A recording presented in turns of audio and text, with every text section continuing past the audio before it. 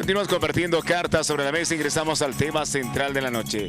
Olas de calor y frío en diferentes regiones del planeta. Y está presente el experto en medio ambiente, Juan Pablo Ramos. Reiteramos el tema central, olas de calor y frío en diferentes regiones del planeta. Adelante, Omar Gómez. Muchas gracias, Henry. Agradezco la gentileza del licenciado Pablo Ramos, es docente de nuestra institución y, claro, persona muy conocedora del tema del medio ambiente. Juan Pablo, muchas gracias por asistir nuevamente a nuestra carta sobre la mesa. A ustedes las gracias de estar siempre en el Canal 13, en nuestro canal universitario. Muchísimo gusto, más bien, y saludar a todos los teleaudientes. A ver, ¿qué te motiva, qué te hace pensar cuando estamos recibiendo noticias terriblemente preocupantes de Europa sobre los récords en temperaturas? En otras latitudes de nuestro planeta, la sequía, incluido en nuestro país, y en otros lugares récords de frío, como nos está pasando. Claro, es que, Omar, esto es algo que ya se preveía, si bien te está mostrando ya el cambio climático, sus efectos cada vez más seguidos, más intensos y más duraderos, es algo que ya lo sabíamos, ¿no? Es algo que viene hace décadas como una idea, fuerza cada vez más investigada, cada vez más respaldada. Hoy ya la estamos viviendo. Y si hoy la estamos viviendo, imagínate lo que podamos vivir en el futuro. A ver, voy a partir de un elemento muy importante. El IPCC, que es el espacio técnico, científico de la Convención de Cambio Climático, donde están todos los científicos, ha determinado que la temperatura ha aumentado desde la época preindustrial en 1.1, 1.2 grados promedio global, ¿no? Se está peleando en la Convención de Cambio Climático, donde se reúnen todos los países a discutir del tema, que no pase de 1.5 según los científicos. Y en la Convención se está solicitando o están negociando que no pase de 2. Si con 1.1, 1.2 estamos en esta situación hoy día, Omar, imagínense lo que puede ser con 1.5 o 2, ¿no? Entonces es algo dramático lo que está sucediendo, que se venía dando ya, pero que se va a ir dando con mayor intensidad. Hoy día estamos viendo que Europa está llamando la atención de los medios de comunicación, es mediática, pero esto está sucediendo en África, está sucediendo en el Asia. Hoy día, por ejemplo, en Europa estamos teniendo una gran cantidad de muertos por las olas excesivas de calor, ¿no? Olas excesivas de calor, no solo muertos, infraestructura. El Reino Unido ha tenido que cerrar un aeropuerto o una pista de sus aeropuertos porque el asfalto, lo que nos sucede acá, se corruga con el exceso de temperatura. Se ha roto el récord del Reino Unido con 40.2 grados centígrados, récord histórico. Pero en Pakistán, que no es tan mediático, ha llegado a 49, por ejemplo. Entonces, estamos hablando ya de un impacto que se está sintiendo cada vez más fuerte en términos de la temperatura, pero la temperatura es el parámetro principal de lo que es el cambio climático, ¿no? Porque el incremento de la temperatura trae tras de sí una serie de otros elementos, ¿no? Como son, por ejemplo, los deshielos, y los deshielos arrastran otras cosas, las sequías, etcétera. Claro, el cambio climático, Omar, fundamentalmente es el cambio. La principal variable es el aumento de la temperatura, ¿no? Promedio global.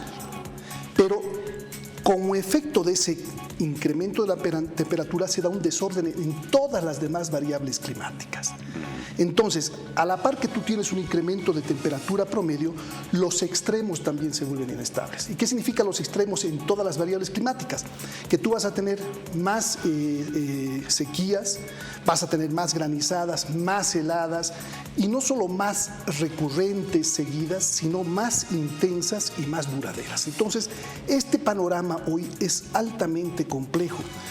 Para que tú tengas un ejemplo, ya los presidentes de las potencias mundiales están hablando de alarma roja. No quieren volverlo todavía un tema más complejo, porque eso significaría muchos gastos país. Pero esto está en este momento ya en el punto rojo. En este momento, Reino Unido ha declarado una alarma roja por el riesgo de muerte por el incremento de la temperatura. Pero este incremento de la temperatura, como tú decías, es la variable importante. Pero ¿esto en qué se traduce? Se está traduciendo en que las otras variables se están también moviendo de manera anormal. Entonces, ¿qué sucede? Que, como tú mencionabas, tenemos por un lado derretimiento de glaciares, todos los glaciares del planeta están derritiendo. incremento de la masa de agua, sobre todo en los océanos. Estamos viendo también una serie de problemas en los ecosistemas, pérdidas de ecosistemas, sequías más recurrentes. Entonces, todo esto está, de alguna manera, acumulando una problemática que al mismo tiempo va a ser económica, ya eso iba, va a ser social y va a ser inclusive política. A eso iba precisamente. ¿Cómo podemos ya comenzar? Porque claro, a un principio no se le daba la importancia y de repente ya va a comenzar a patear fuertemente en ámbitos económicos, ¿no? No solo los recursos que los estados destinan para paliar estos efectos, sino que además va a tener efectos directos seguramente sobre cosechas, sobre una serie de elementos en el ámbito económico y seguramente en el ámbito social. Claro, ¿no? Ese es el efecto. Las variables climáticas, al moverse, al desordenarse, al cambiar, al intensificarse, al durar más, al no poder siquiera tener un monitoreo claro de lo que va a acontecer, tienen como impacto inmediatamente un efecto sobre todo en la agropecuaria, en la agricultura, ¿no? ¿Qué significa un efecto en la agricultura? Significa una disminución potencial de productos agrícolas. Y esto a su vez representa un incremento de precios. Si tú te das cuenta, hoy día con la guerra y la falta de la exportación de los productos ucranianos y rusos al mercado mundial está generando un sismo en términos de alimentación. Se habla de hambruna en África, están disparándose los precios, etc. Imagínate esto recurrentemente con el cambio climático. O sea, este escenario recurrentemente con el cambio climático. Entonces, esto, lógicamente, si hay un proceso inflacionario como el actual, hay un problema político. Claro. Inestabilidad política. Si hay un problema político, también hay un problema social, ¿no? Entonces estamos viendo que varias economías ya están teniendo problemas internos de carácter político como efecto del cambio climático. A esto, Omar, hay que sumarle el tema de la guerra, ¿no? La guerra realmente va a precipitar el incremento de la problemática climática. ¿Por qué? A ver, en términos de las negociaciones de cambio climático, uno de los elementos más importantes es la transición energética, ¿no? La transición energética justa, sostenible. Pasar de una producción de energía gris en base a combustibles fósiles, petróleo, gas, carbón vegetal, a una matriz energética basada en energía alternativa y sostenible, eólica, solar, etcétera. Algunos países ya habían avanzado con sus compromisos en el marco de la Convención. El ejemplo de Alemania, por ejemplo, había avances importantes en algunos otros países y es uno de los temas claves para ir reduciendo la emisión de gases de efecto invernadero. A partir de la guerra y lo que está sucediendo con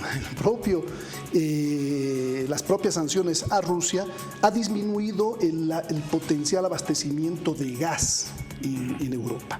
Y ha generado un sismo, un cataclismo a nivel global en términos energéticos, de buscar nuevos proveedores, nuevos mercados, etcétera, etcétera, ¿no? Pero esto tiene un efecto mucho más grave.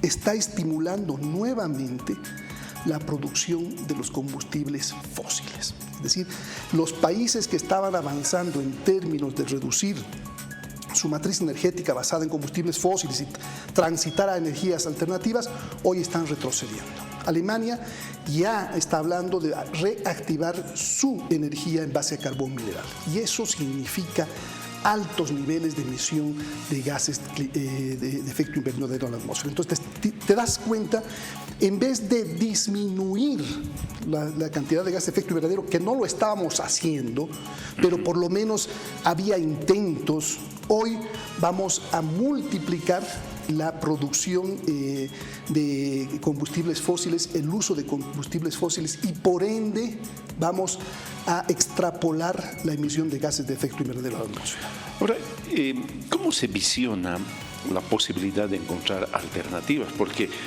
todo parece indicar que los grandes intereses de la empresa privada, sobre todo transnacional, en ámbitos como los que hablas, el ámbito petrolero, de hidrocarburos, en otros ámbitos, parecen tener una capacidad de injerencia en las estructuras de poder de los diferentes países, que bueno, no se toman medidas o no hay decisiones políticas fuertes que vayan en contrapartida de lo que sucede. Claro, en el fondo, Omar, y esto es bueno que todos lo sepamos, el tema es económico, ¿no? El tema es económico. ¿Por qué la China o Estados Unidos o los países europeos no disminuyen sus gases de efecto invernadero de manera sustancial, de manera importante? porque al final significa un cambio en su matriz energética, un efecto sobre su Producto Interno Bruto, sobre su estado de vida, su nivel de vida, ¿no? Entonces ellos no quieren sacrificar. La China dice, mientras Estados Unidos no reduzca, yo no reduzco. Estados Unidos dice lo mismo en las negociaciones, mientras la China no reduzca, yo tampoco reduzco. Entonces, esto no lleva a pensar, esto nos lleva a la conclusión de que el tema es principalmente económico. Y económico no necesariamente de los estados, es lo que tú dices, de las grandes empresas, los intereses que tienen las grandes empresas en mantener este sistema, esta racionalidad económica, esta forma de producción, esta lógica de mercado. ¿Por qué?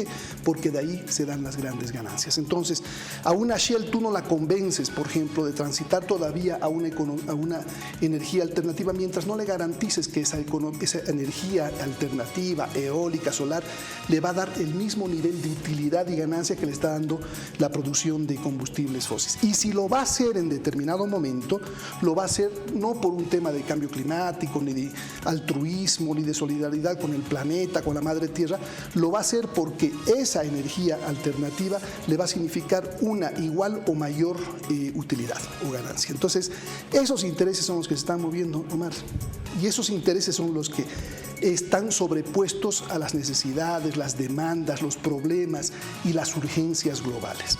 Ahora, si bien miramos este escenario global, ¿qué es lo que está sucediendo en nuestro país?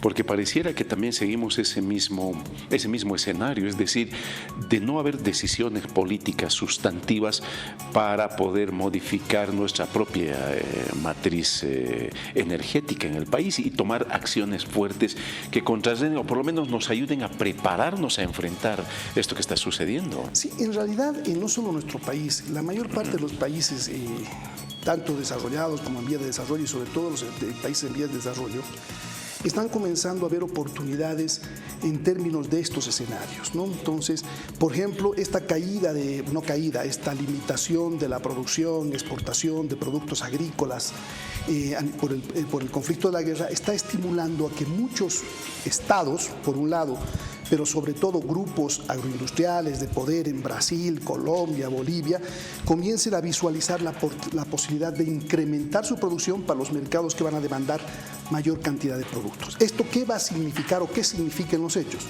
Una ampliación de la frontera agrícola, ¿no? Y la ampliación de la frontera agrícola se da en desmedro de los bosques, eso tú lo sabes. Entonces, hay un estímulo muy fuerte en este momento, una expectativa muy importante en términos de los grupos empresariales, no solo nuestro, está sucediendo en Brasil, está sucediendo en gran parte de los países que producen materias primas, soya, arroz, etcétera, de ampliar la frontera agrícola para aquello. Eso es un tema muy importante, ¿no? Pero estas fronteras agrícolas no se amplían con el objetivo estrictamente de que esta frontera agrícola sea como alimento primario para el ser humano. Es que justamente ahí viene el problema. La mayor parte de estos grupos empresariales, agroindustriales, de poder en el Brasil, aquí mismo en Bolivia, no producen para la seguridad alimentaria necesariamente, ¿no? Producen para la exportación y ni siquiera para la alimentación humana. Gran parte de la soya va para alimento, de ganado, porcino, etcétera, etcétera. Pero ¿cuál es el aspecto fundamental? El aspecto fundamental que estos grupos en este momento no tienen interés de aumentar la frontera agrícola para abastecer los mercados nacionales, ¿no? Es más, el Estado debería limitar de alguna manera el crecimiento de la frontera agrícola porque con el espacio productivo que hoy tenemos abastecemos a nuestra población. Entonces, esto, y además algo muy importante es que estos grupos, estos actores empresariales, agroindustriales que se mueven en el marco de este modelo, ni siquiera son necesariamente una burguesía nacional, ¿no? Gran parte de las tierras productivas agroindustriales en el oriente de Bolivia son tierras de engorde alquiladas por empresarios extranjeros. El caso de Ostrecher, recordarás tú, hay brasileros, rusos, japoneses, etcétera, que aprovechan de las tierras en Bolivia, que generan una gran ganancia como sector, pero no necesariamente garantizan toda la seguridad alimentaria y para el país y generan una gran cantidad de impactos. En verdad que sí. A ver, vamos a ir a la participación en redes sociales. Henry, si nos puedes dar lectura a algunos de esos comentarios y criterios. Adelante con los comentarios. Buenas noches, Cartas sobre la Mesa. Pienso que el sufrimiento está desde hace siglos, pero es importante entender que no detendremos el cambio climático, pero sí podemos frenar el calentamiento global, dando tiempo a las especies a la adaptación que requieren, incluida nuestra adaptación. Como dijo Darwin, no es la especie más fuerte ni la más inteligente la que sobrevive, sino la que mejor se adapta a los cambios. Cuidemos el planeta. Siguiente comentario, buenas noches, Dios los bendiga. Traen a mi memoria las épocas antiguas donde el clima era marcado por las estaciones. Hoy en día esto ha cambiado y creo que es por el cambio climático. El cambio climático es una de las problemáticas sociales más grandes durante los últimos años. Sin embargo, el ser humano sigue generando emisiones tóxicas en sus actividades, empeorando y acelerando este proceso. Se dio varios avisos años atrás, se advirtió de lo que ahora está sucediendo. La conciencia social solo actúa cuando el daño está hecho. Debemos tener cambios drásticos para evitar su avance irreparable. Estos son los comentarios y respuestas que han llegado a nuestras redes sociales. Muchísimas gracias, Henry. A ver, ¿para qué tenemos que prepararnos en tu criterio, Juan Pablo? Mira, debemos prepararnos para vivir situaciones mucho más complejas. El IPCC, que es este grupo intergubernamental de científicos creado en el marco de la Convención de Cambio Climático, ha manifestado que si hoy dejáramos de acumular gases de efecto de invernadero en la atmósfera, igual los efectos positivos de estabilización del clima serían recién sentidos de aquí a 20 o 30 años. Así, en este momento dejáramos. Entonces, ¿a qué nos tenemos que preparar? Que eso no va a suceder. Como lo decíamos al principio, más bien por el contrario, la situación se ve mucho más compleja. Hay un incremento de los gases de efecto invernadero y lo va a ver en los próximos años. Entonces, ¿cómo nos preparamos y qué viene? Ese es el escenario más complejo. El mismo IPCC ha dicho que por encima de los 2 grados ya los modelos predictivos son bastante complejos. Por encima de los 4 grados ya se habla de la catástrofe. Hoy la estamos viviendo. Imagínate tú vivir la crisis del agua del 16 que vivimos en La Paz cada vez más seguida. O estas olas de calor cada vez más seguidas, que no es un problema de que me haga más calor o menos calor, que está muriendo la gente. Es un problema que tiene que ver con la producción, con la infraestructura, que tiene que ver con la economía. Entonces tenemos que prepararnos ante escenarios climáticos cada vez más complejos. Por un lado, la variable de temperatura promedio va a subir, esto está claro, y por otro lado, todas las otras variables climáticas atmosféricas se van a seguir moviendo de manera extrema y además poco predeciblemente. Entonces tienes ahí de que las heladas serán más seguidas, serán más intensas y durarán más tiempo. Las sequías serán más seguidas, serán más intensas y durarán más tiempo. Ante ese escenario, imagínate la complejidad productiva, económica de la familia campesina, de la familia urbana en Bolivia, Panamá, Japón, donde tú vayas, ¿no? Y sobre todo para los países más vulnerables. ¿Qué significa vulnerables? Aquellos países que tienen menores capacidades financieras, tecnológicas, organizativas para afrontar los efectos del cambio climático. ¿Cuáles son los países? Los nuestros. Esos son los países que mayor impacto reciben y que menor capacidad de respuesta tenemos, ¿no? Entonces, si imagínate una Europa en este momento está hackeada por el tema de las temperaturas y tiene problemas serios. Imagínate lo que pueda acontecer en África, América del Sur, aquí en Bolivia, en Asia, ¿no? En nuestro país, ¿no? Como te comenté en un programa anterior, se habla de más de 100 millones de migrantes climáticos. Gente que ya no puede vivir en su territorio porque su territorio ya no es productivo por la sequía, ya no es productivo por las permanentes heladas, tiene que migrar a otros territorios, pero al migrar a estos nuevos territorios también se generan otros nuevos problemas en los territorios. Entonces estamos ante un escenario muy complejo hacia el futuro, muy difícil de predecir. Entonces, si la humanidad, si los responsables del cambio climático de las negociaciones del cambio climático, que son los gobiernos y principalmente los países desarrollados que tienen la responsabilidad histórica, no asumen medidas serias, contundentes. Hay una esperanza en la cumbre climática que viene en noviembre en Egipto, aunque cada vez las esperanzas son menores por lo que te explicaba, pero mientras no se asuman estas medidas de fondo, objetivas, contundentes, el escenario va a ser mucho más difícil, va a ser mucho más complejo. Si con 1.0 grados de incremento de temperatura de la época preindustrial a nuestra época estamos viviendo estos problemas, ¿qué podrá suceder con 1.5 o 2 grados? Y aún más, a pesar de reducir la emisión de gases de efecto invernadero, hoy en día los efectos positivos de estabilización del clima recién se van a ver de aquí a 20, 30 años, ¿qué es lo que nos espera en el futuro? Entonces, ahí es muy importante que las sociedades, nuestros gobiernos tengan capacidad de presión, porque son nuestros estados, nuestros países los que vamos a sufrir más los efectos del cambio climático. Entonces ahí tenemos que tener presión, capacidad, discurso. Tenemos que tener elementos de propuesta en estas negociaciones, no tiene que ser una movilización global. Y a nivel interno tenemos que tener también políticas contundentes. No podemos pensar en este momento que el escenario económico nos está aparentemente llevando a una lógica de exportar alimentos, de exportar productos agropecuarios a costa de lo que pueden ser nuestros propios bosques. No te olvides que el cambio climático, si bien es global, también es local. Claro. ¿No? Si tú deforestas en la Amazonía o en los yungas, lo que se llaman los ríos aéreos o los ríos atmosféricos, que es toda la humedad que sube de sus bosques y que genera microclima, lluvia en las zonas, por ejemplo, altiplánicas, desaparecen. Esta situación en la zona altiplánica con el derretimiento de los glaciares, con menor lluvia y con menor humedad, va a ser dramática. Estamos hablando de zonas expulsoras de población que ya se está dando hoy día, pero en mayor medida.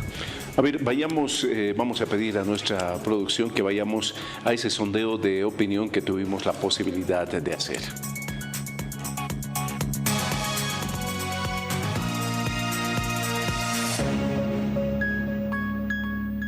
Yo creo que sí estamos sufriendo el cambio climático porque, como hemos podido ver, hace añazos que en la ciudad de La Paz el sol no quemaba, pero ahora estamos viendo que el sol te llega y ya te está quemando. Esas son las consecuencias del cambio climático. Yo creo que sí hay estos cambios porque antes no había lo que no nos afectaba tanto, pero ahora ya estamos viendo que nos está afectando bastante. Sí, el cambio climático se está pudiendo observar muy fuerte. Bueno, en lo personal yo vivo en la ciudad del Alto, ¿no? Y sabemos que la ciudad del Alto es una ciudad muy fría, ¿no? Y sí se sentía el frío así extremo, pero en estos últimos tiempos, hasta ya, digamos, yo dormía con 5 camas, ahora tengo que dormir con 10 porque el frío está muy fuerte y a partir de las 6 ya empieza a soplar el viento y entonces esos son los efectos que está causando, ¿no? Que nosotros no hayamos podido cuidar la tierra en estos últimos años porque tenemos que tener conciencia, los jóvenes más que todo, porque a veces estamos caminando y tiramos la basura o no tomamos conciencia de lo que nos puede pasar a un futuro, ¿no? Porque no somos la única generación, si nos vienen más generaciones, entonces ellos van a seguir sufriendo estos cambios climáticos.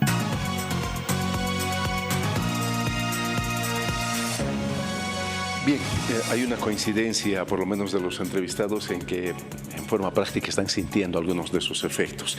Juan Pablo, te agradezco infinitamente, te vamos a volver a convocar en cualquier momento. Sí, solamente para terminar, Omar, me alegra escuchar a los jóvenes, sobre todo, ¿no? Los jóvenes que te están exponiendo una problemática, porque mucha de la responsabilidad de lo que hagamos en el futuro, de cómo afrontemos el cambio climático, la problemática ambiental, va a venir de parte de ellos, ¿no? En este momento los escenarios son complejos, esto no nos debe llevar al pesimismo absoluto, pero sí nos debe llevar a reaccionar. Y a prepararnos, ¿no? A prepararnos. Y estoy hablando de sociedad civil, estoy hablando de la academia, estoy hablando de los gobiernos. Nadie puede dejar de ser responsable con una problemática tan severa y tan compleja, ¿no? Quien destruye su territorio destruye sus oportunidades de vida en el futuro. Quien destruye sus recursos destruye sus oportunidades de mejor calidad de vida para el futuro. Entonces tenemos que ser conscientes tanto desde los niveles de decisión más altos hasta la participación de cualquier comunidad en cualquier parte del país. Gracias nuevamente, Juan Pablo. Muchísimas gracias, Omar, y gracias a todo el público de Canal 13 Televisión Universitaria. Muy bien, estuvimos con el docente universitario Juan Pablo Ramos hablando sobre esto que se está sintiendo en Europa, en nuestro planeta, en diferentes latitudes, las temperaturas altas, las bajas y todos los cambios que de alguna manera ya prácticamente están encima de nosotros. Henry, contigo.